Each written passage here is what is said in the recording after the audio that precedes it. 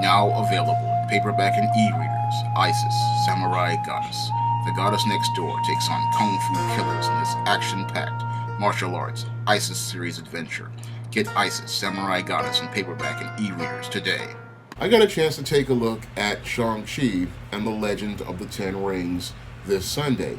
And I have to say that this is one of the better films to come out of the Marvel Cinematic Universe.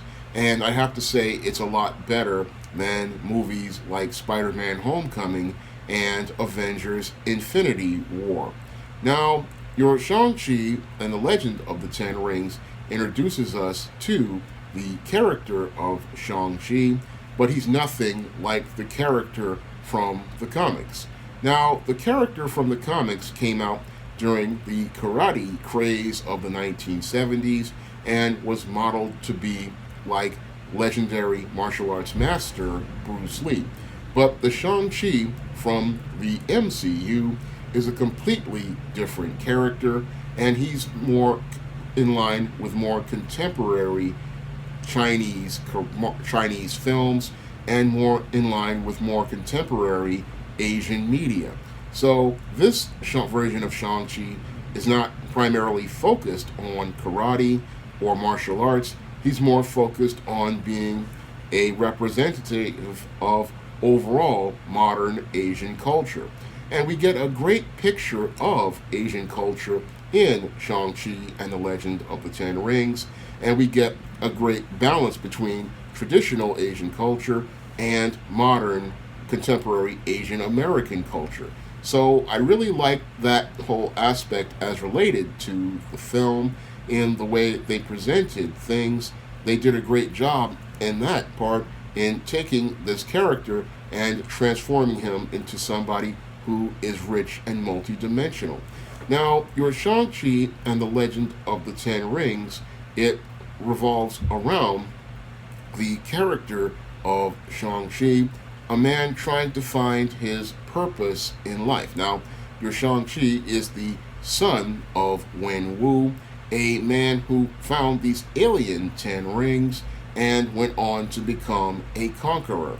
And he wants his son to go out here and follow in his footsteps, but your Shang-Chi doesn't really want to follow inside of his footsteps. And that's where the film starts to have some serious issues, like many MCU films have, in that the plot really isn't that strong. While the visuals are strong and the concept is strong, the story really is a very weak story. And one of the reasons why the story is very weak is because Shang-Chi is not really the primary focus in his movie. What I see what happened with Shang-Chi is what happened with T'Challa in Black Panther, in that he's in the background of his own movie. And that's a violation of screenwriting rules, because if you want people to care about a character, we need to see that character front and center. The first question that screenwriters have to answer is, who is the main character? What? And the second question is, what do they want? And the third reason is, why should we care? And it was hard to care about Shang-Chi because he was basically in the background of his own movie, and he really radiated a lot of passive beta male energy.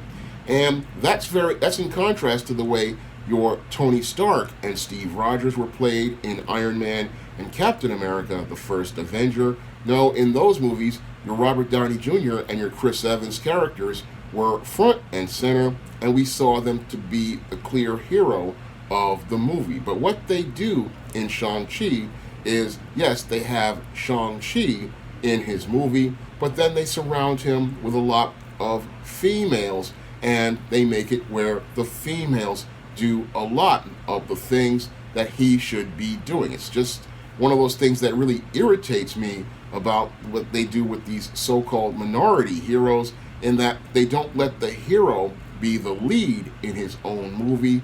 They don't let him be the primary focus of his own story, and they don't let him go on a quest to transform himself into a stronger hero. No, what they do is they put him in the background of his own movie.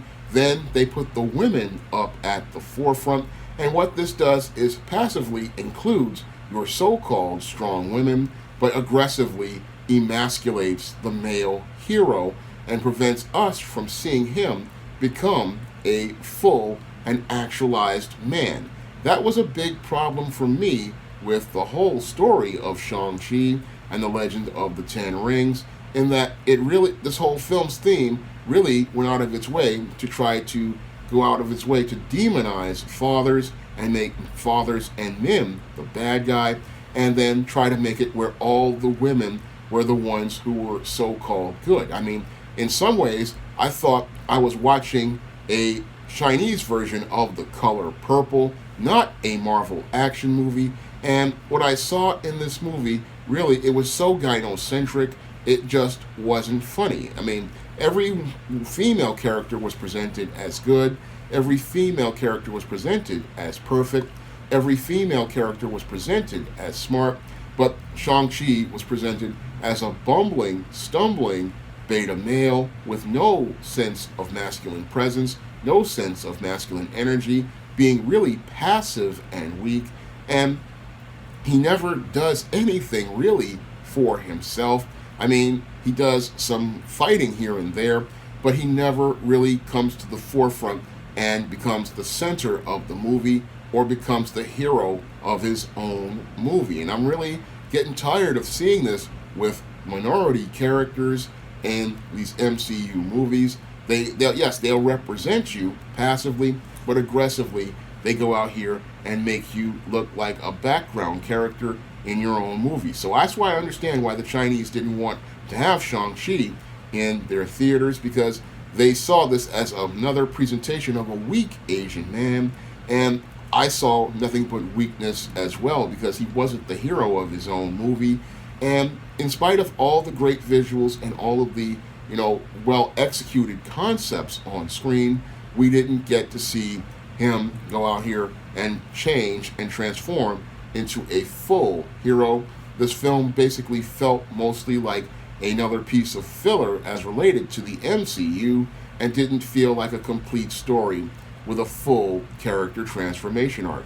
Now, there are a lot of problems with these MCU movies, and one of them is all of the constant humor, and this film suffered from this. I mean, I know how to put humor in a fantasy type story, and good examples of it are things like in Star Wars, Let the Wookiee Win.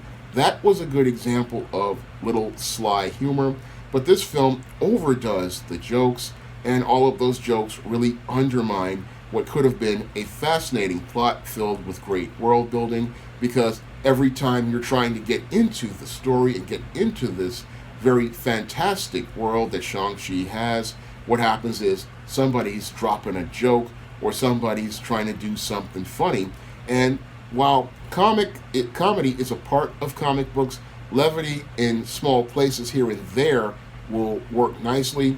It's just being overdone in a lot of these MCU movies, and it just pulls you out of the story. So that's another problem I have with a lot of these MCU movies, and Shang-Chi really suffers from this. The other thing that Shang-Chi suffers from is some really weak sauce fight scenes, like the one on the bus. That one went on a little too long as I saw it. I mean, yes, it was very fascinating and the action was very well done, but it could have been trimmed down a little bit to make the action scene a little tighter. It just went on a little too long, and that was another problem with Shang-Chi and the Legend of the Ten Rings, is that some scenes went on a little too long, and they just didn't know how to just end the scene and move on. Now, that's something that I learned instinctively how to do writing novels and screenplays, is that you have to know when to end a scene and then move on to the next scene. And it seems like Shang-Chi didn't know how to do that, and they let scenes go on a little too long, and then other scenes, just the pace, there were real serious pacing issues. And the other thing that I had an issue with was there was just some really weak sauce character development, because one of the problems with Shang-Chi I saw was that, Shang-Chi really didn't really become to a multi-dimensional character, And many of the other characters around him, like Katie and his sister, never really became multi-dimensional. They never really did anything outside of their singular purpose, so they're very one-dimensional. And that was another problem I had with the film.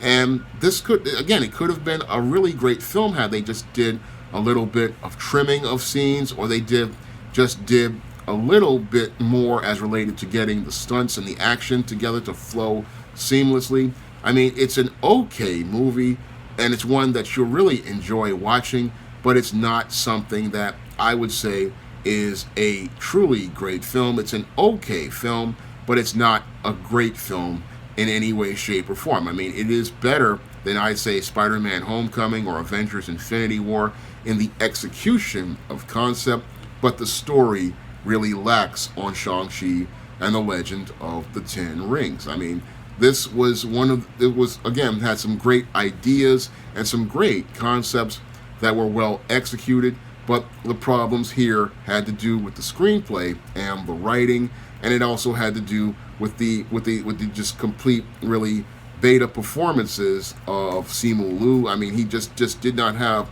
that.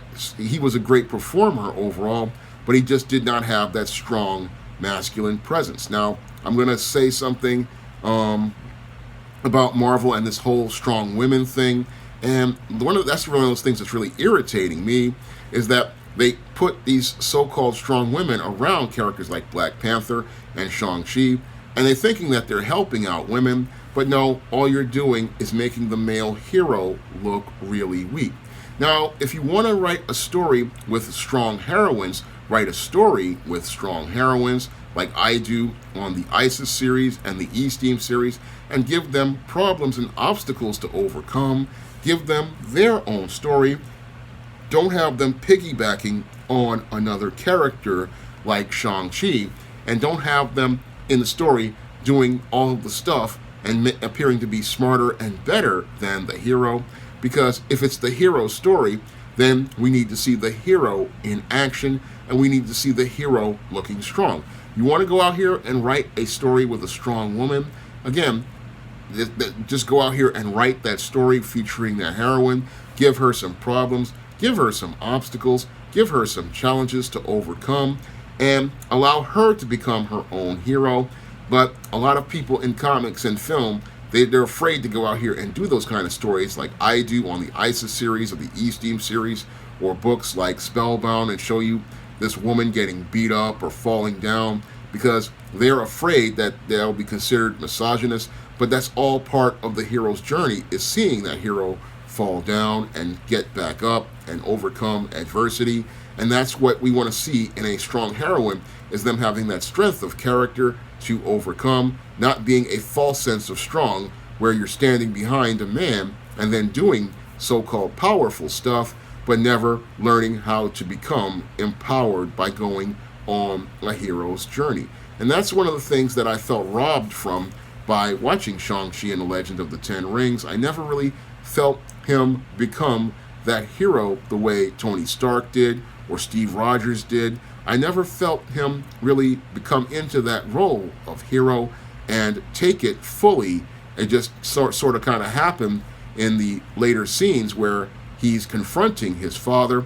And again, it just really comes off as real passive instead of active. And all of that passivity is a real big problem for me, because this film radiated a lot of beta male energy, and the Shang-Chi they presented was a definite beta male with no sort of masculine presence, no sort of masculine energy, no real confidence, and it seemed like he was just leaning on Katie all of the time, and that was a big problem for me, because again, this is not really what we want, what people want in a hero. No, heroes are supposed to be strong, supposed to be confident, and I never got any sort of that from this so-called master. And I'm hoping that if they do a sequel, we really get to see Shang-Chi grow and become a true master of martial arts, and a true master that actualizes his potential as a man. Now, if you want to see me do more comic movie review videos, you can donate to my Patreon, my PayPal, or my Cash App by clicking the links in the description box. And if you want to pick up some of my books featuring strong heroes and heroines, like the ISIS series, the E-Steam series, the John Haynes series, and the books of the Spinsterella trilogy, you can find those books on Amazon.com in paperback and Kindle format. You can also find them on Smashwords, the iBook Store, and Google Play. That's all I have to say for this video. You can comment, rate, and subscribe. Now available in paperback and e-readers, John Haynes, Taking Care of Business. The man who rules the world breaks in a brand new partner to help him take care of business in this action-packed, all-new John Haynes series adventure. Get John Haynes, Taking Care of Business at paperback and e-readers at online booksellers everywhere.